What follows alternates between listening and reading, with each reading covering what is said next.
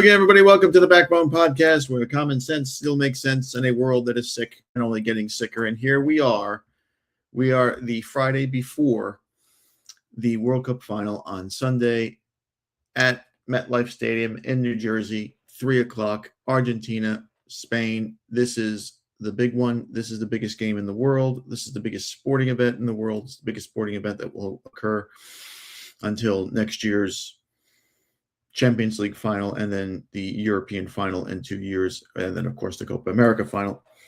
There is no other sport that is bigger than football. There is no other sport that stops the world when it's on. There are no more athletes that are as popular or as famous or as coveted or as loved or as hated as football players. There's no other country where the managers are scrutinized for their decisions. Look at England, what is happening in England right now. It is absolute chaos in England right now. And you only wish that the English were so pissed off, but we're so passionate about their country being taken over by Islam as they are by a foreign manager. The English are going on TV. You have black men who claim to be English saying you should not have a foreign manager managing the English national team. How ironic is that? Can you believe that? You have these Indians and Pakistanis and all these Sri Lankans who are living in sub-Saharan Africans and Middle Easterners in England criticizing the English FA for hiring a foreign manager. That is England to the max. That's England for you. A people that you can never figure out how they, I honestly believe that history is lying, because how a people, one of the last educated white people on earth to be able to read and write, and that was because of Catholicism, by the way. But anyway, that's another story. How they were able to take over 2/3 of the world, most of it was barren, Canada, Australia, places like that. How they were able to do that is beyond me, because these are some of the weakest, dumbest people you'll ever meet. And trust me, I know a few. I like them, but to think that they somehow were able to manipulate the world into following their lead is just crazy. But anyway, tomorrow, the third place game, which is more useless than the Vice President of the United States, will be played between France and England, which in Miami, which would be a tremendous matchup. A tremendous matchup if they were going to play. Both teams are physical, both teams are big, both teams are fast, and they run. That's all both teams do, is run. That's why when they face a tactical superior team, they can't, or a technical team with technique and tactics, they can't win. Now, people have paid good money for these tickets. Mbappe, Harry Kane, who knows if they're going to play? Who knows if they play, if they're going to be on very long? Who knows if they're going to give a shit? Most of these guys don't. It's very difficult getting up for a game after losing the way France did, and it's incredibly hard to lose, to play hard after the way the English lost. But for France, I think that they have something more to give, because it's Deschamps' goodbye, and they should send him out on a high note. What they did in the semifinal to him was pathetic. Now, he was completely outmanaged anyway. He's not a great manager. But they should give him the goodbye that he deserves. And I think France will easily beat England. I think it'll be a snooze fest, 3-0, easy to France. England just aren't very good. I mean, they're just so overrated by their media and fans. It's appalling. Now we get to the big one. Spain versus Argentina. And this Spain and Argentina, it's a fitting final.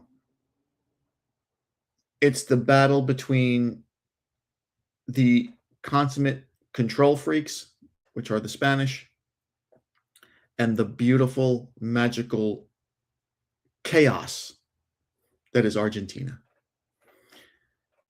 The Spanish had some of the world talking after they dismantled that pathetic France in the semifinals, the 2-0 win. We all saw it, unfortunately. They held the attack of Mbappe, Olise, and Dembele to absolutely nothing. Fabian Ruiz and Rodri were a masterclass in the midfield. I told you, we talked about this. I told you that Spain would dominate the midfield, and teams that win the midfield usually win the big games. And it was total domination by the Spanish because France doesn't have a great midfield. We talked about Deschamps being not the greatest manager. He was completely outclassed in the manager department. And he did not put the proper numbers in the midfield. And it cost France at the end. Argentina, because of Scaloni and because he is a tactical genius, will not make that same mistake. Trust me on this. He knows as much as anybody else, more than anybody else, that you must, as a team, flood the midfield on the pitch with numbers in order to get players combining quickly to get the ball or get the ball back and then link up to Messi. An important part of Argentina's game and what they did against France and what they did against England and what they do late in games where they need to, especially in the midfield, is they commit little fouls, not yellow card fouls, professional fouls, and they break up an opponent's rhythm. The Spanish go down very easy, and I didn't find out who the referee for this match is, but the Spanish go down very easy. If this referee lets them play, it's going to be very hard for Spain to keep their nerve, and it's going to be very hard for them to stave off Argentina. Now, teams usually come out tight, so do refs.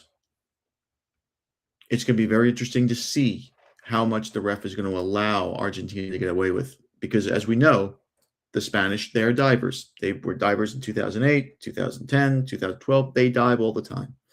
Barcelona dive, Real Madrid dive. It's terrible in the game. UEFA and FIFA should do something about it. I think Argentina, though, in the midfield will they might go with that. I think they were playing more of a 4-4-2. You might see them go maybe a little bit more of 5 midfielders. And if they do that, they will suffocate Spain because Spain only have one way of playing. It's just one way. Hold the ball, pass the ball, kick the ball around, lull you to sleep until you make a mistake because they can't survive on a goal fest. They don't have goal scorers. And the question here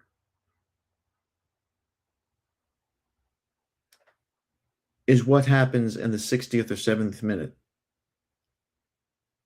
It's a case of, are we going to see this all through in the 90? Because Argentina's track record of launching late sieges in a tournament is stunning. Capo Verde, Egypt, Switzerland, England, they all fell late. They all had leads. And they awoken this little giant, this number 10, the greatest professional athlete of all time. And they woke him up to a point where he either scored or he became a decoy and he provided the perfect assists to tie and win games. Can the Spanish dismantle Argentina like they did France? What did they learn from the Argentine magic carpet ride into the final? What they cannot do, what they must do is they must possess the ball. What they cannot do is lose the ball in pressure because Argentina will pressure them. France could not pressure them. They couldn't dominate the midfield. It's different with Argentina. They have Pedres. Now you have McAllister playing at a higher level. Now you have Fernandez playing at a higher level. And Argentina's bench, they have a goal scorer, a guy who would start on any national team in the world, in Martinez, who's scoring goals late.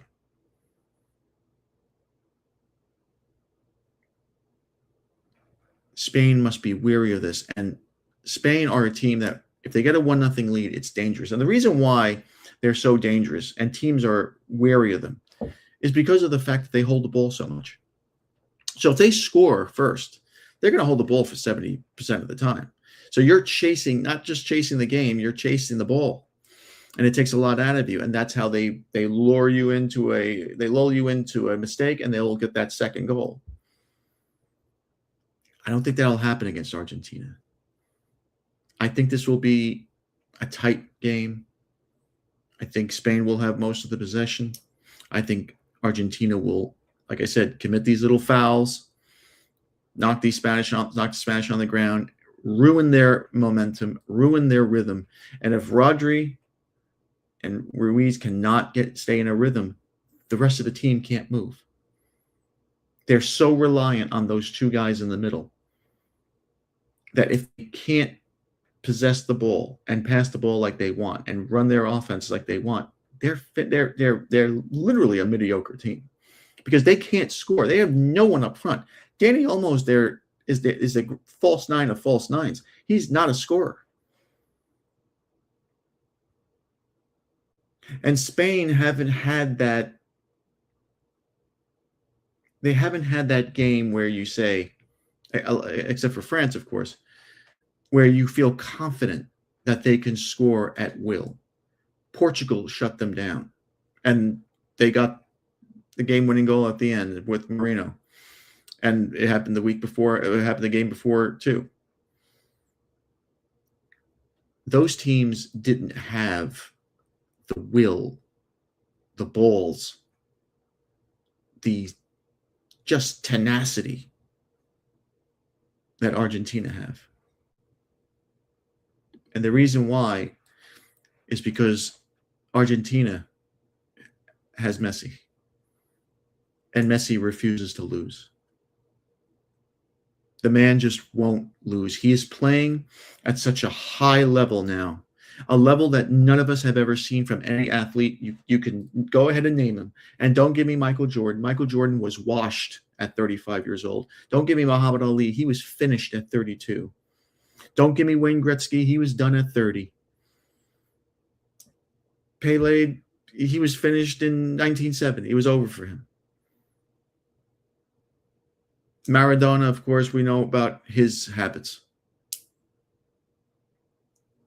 There is no athlete at this age that is competing on this level. He's burning dudes who are almost half his age. He's cooking them on the field and making it look easy.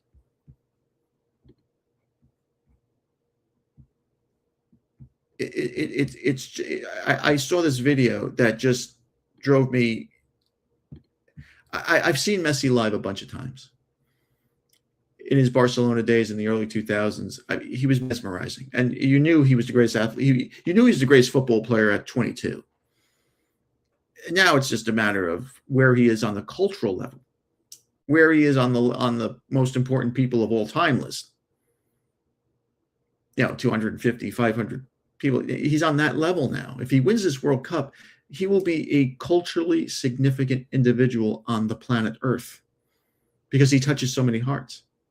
But look at this video of him running around and dribbling around guys that are nearly half his age. One guy's 21, Spencer, I think, and the other guy's 25. Check this. Just look at the way he controls the ball at 39 years old, 80 minutes into a game, or this is actually, I think, 90 minutes into a game, and what he does with this assist.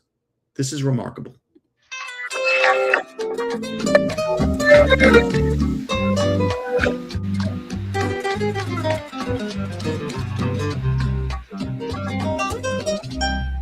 Se me acaban las formas para no pensarte. Te haré la And that, of course, is my captain, Martinez. It's just remarkable what he does. It's just phenomenal. You can't you almost can't fathom what the man does on the field all the time, and you almost take it for granted.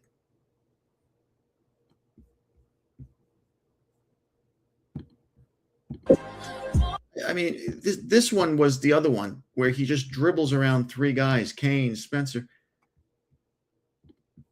I mean, look at this.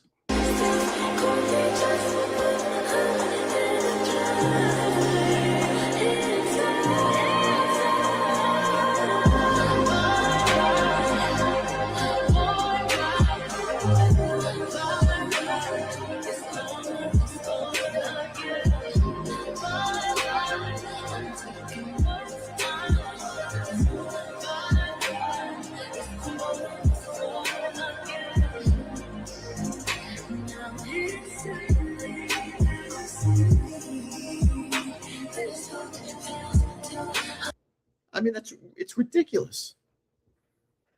It's ridiculous to compare him to anybody else. It's not fair to the other person. I mean, it's beyond comprehension what this guy is. And unfortunately, on the world stage, we only have 90 more minutes of him, or maybe 120. I don't think it'll go that far.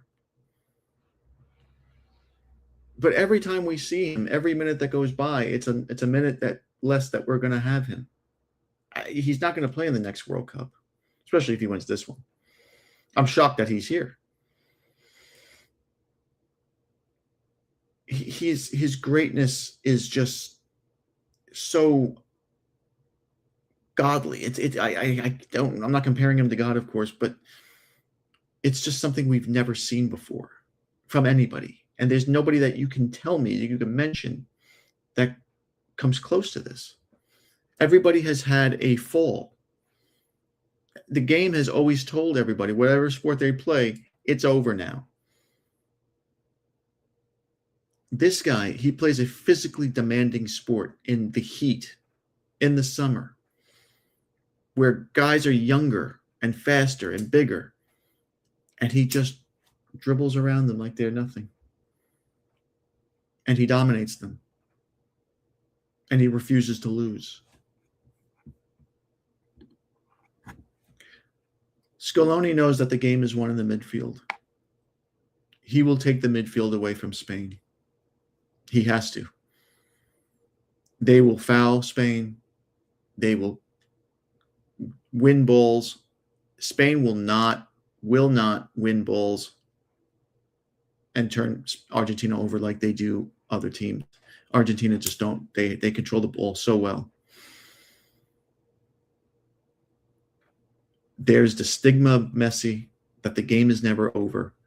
And even if Spain have a 1-0 lead going into the 80th minute, they're going to tighten, because they're going to remember what happened to Capo Verde. They're going to remember what happened to Egypt. They're going to remember what happened to Switzerland. They're going to remember what happened to England. And they are almost as if they're going to sit back and wait for it to happen to them. Believe me, the psychology of athletes are, we got to hold this lead. We can't allow Argentina to do to us what they've done to everybody else. And that's when they make mistakes. That's when they get tired. That's when the legs get heavy. And that's when this guy all of a sudden comes out of nowhere with the pass, with the run, with the dribbling, and he destroys you. He's an assassin on the field. He's the Archangel Michael with the sword of life. It's fire. And he destroys you. Spain will give them a very good test. No doubt about it. But the little man will win again, because he's the greatest. There's nobody on the Spanish national team. There's nobody that Spain has ever produced that can match him in any sport, what he's done. Spain have never faced anything like this before, this Spanish team. I think Argentina will leave it late again. I think it will be Lautaro who will have the game-winning goal again. And Spain, once they fall behind, they have cracks in that defense that they will not be able to keep Argentina at bay. And if Argentina and Scaloni do what I suspect them to do, flood the midfield with players and become very physical with those players, they will disrupt their rhythm, they will clog the passing lanes, and they will give Spain something that they're not used to. And that's pressing that the Spanish usually give to everybody else, and possession. Argentina can play any way they want. They are adaptable. They're flexible. They have evolved into something more than anybody else. Spain play one way, and if you take that way away, they're finished. And that's why they'll be finished on Sunday. 2-1 Argentina. Messi winning his, I think this would be his 5th consecutive international trophy, which would be a record. The Italian national team of the late 20s and 30s, they won 5 out of 6 tournaments as well. The 2 Central European Cups, 2 World Cups, and of course a Olympic gold medal sandwiched in between, right in front of Adolf Hitler. They're still probably the greatest national team that ever existed. This team, if they win on Sunday, will be right there with them. Of course, there have only been 2 teams that have repeated as World Cup champions. The said 1930s Italy team, 34 and 38, and the Brazilian teams of 58 and 62. It's not something that's easy. It's not something that happens. It's only happened twice. Those were legendary, iconic, immortal teams. Is this team iconic and immortal? We'll see. They have the player who's iconic and immortal. They have the manager who wants to be. They have the players who want to be. We'll see if Argentina have enough. I think they will. I think they do. I think they'll have more than enough. Their magic is they're not exhausted from this run. They just seem to get stronger. They go into Goku fucking mode. It's crazy. I've never seen anything like this before. And the Spanish just don't have enough to suffocate this team like they did the French, like they did Portugal. This is a whole different level. And there's my 2 cents. Thanks again for watching. Please like, subscribe, comment, and share. Remember, my friends, Satan is always busy. Be a man and have a backbone, because masculinity and common sense are worth standing up for. And just remember, if it ends in an ism, it's a mental disorder. Have a great weekend. Enjoy the football.